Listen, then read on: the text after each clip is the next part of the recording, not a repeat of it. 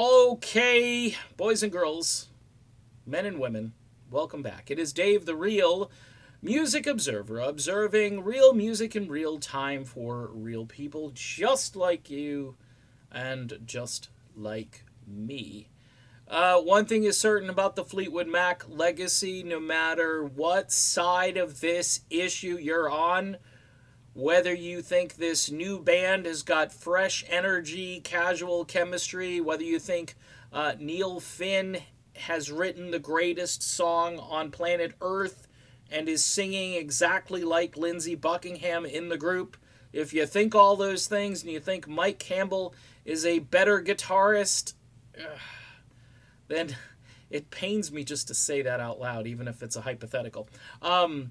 If you think he's a better guitarist than Lindsey Buckingham, and you think this new band creates fresh energy and casual chemistry and all those other cliches and weird word associations that make no sense to me, if you think all of those things, you still have to kind of in the back of your mind believe that the legacy of this band was tarnished, because it was really the end. Okay, no matter how you want to slice this, unless, the fountain of youth is discovered and everybody can time travel back and, vocally speaking, get up there and do what they used to do. And I don't know what the solution is, folks. I mean, genetics and old age, it happens. As somebody said on Twitter the other day, old age is a bummer. And they were referring to someone else who had just released a song, and I was actually kind of kind to the person releasing the song, saying it's not bad considering where they're at vocally and so forth, and I didn't really have a big issue with it, but people all want to hear what they used to hear. Okay, that's the thing. Music, it's kind of like when somebody in a band dies, okay?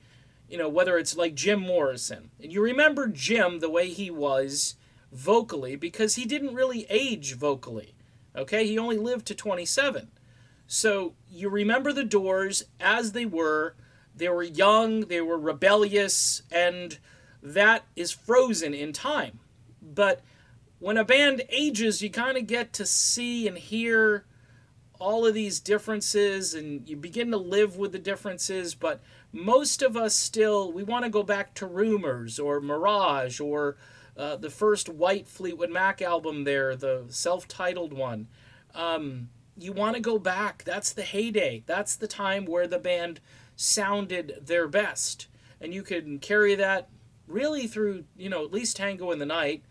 And the stuff they did after that really isn't bad at all either. Vocally speaking, they were still within, a reasonable place where you could say, okay, they still sound good enough to be doing this. But today, really, a lot of people are just saying, well, they should just retire. They should just quit.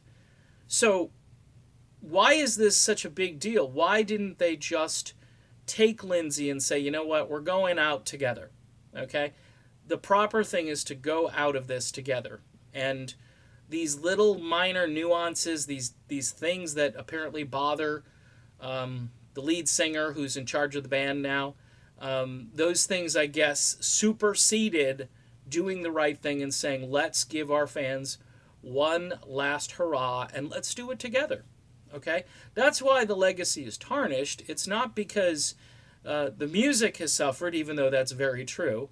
It's really the behavior. It's what that reviewer said about, hey, honoring Tom Petty is great. Okay, but you've got this living legend who you just kicked to the curb.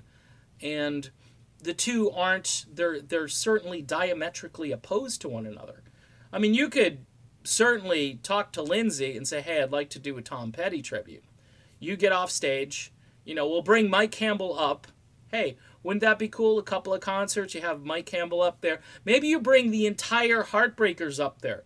You give everybody a break in the band. They go off stage, you bring the Heartbreakers up, and Stevie sings one song with Heartbreakers, whether it's Free Fallin' or, whatever song. It would be awesome. It'd be great. But, pretending that you're just going to go on like nothing happened and this is Fleetwood Mac and enjoy the other music, enjoy Crowded House and split ends. I mean, it's weird. It's weird. You don't bring somebody into a band to bring their music into the band. It's just a weird concept to me, and it's happening more. I know they do it with Vince Gill and the Eagles. They let Vince Gill sing, I don't know, one of his solo country songs from the 90s. And it's a good song. But it's not the Eagles. It's not even close to the Eagles, folks. You know, if they sang Pure Prairie League, I might have a little more sympathy. But it's just bizarre behavior. It's like you're going to get entertained, and it's going to come from different places. It's not going to come from the expected place. You know, you paid to see Fleetwood Mac. You'd like to hear Mac songs. I'd rather hear deep Fleetwood Mac songs, deep tracks off of their albums than someone else's material if I'm going to go see a Fleetwood Mac show. Because if I'm going to see Fleetwood Mac, then I'm totally pumped about their music, and I have their albums, and I've listened to them. I haven't just listened to the hit songs.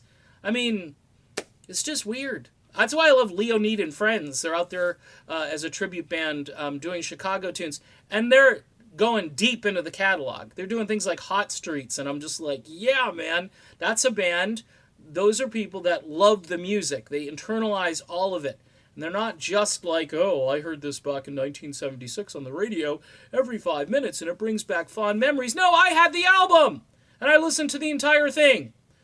Anyway, there's really no way to rectify what's happened unless they repent and ask for forgiveness and bring Lindsay back and do a farewell tour. And then yours truly will leave this alone and document the farewell tour. And hopefully that will go great. But it's a hypothetical. Right now, it doesn't look good. All right, done with this video. Be back soon.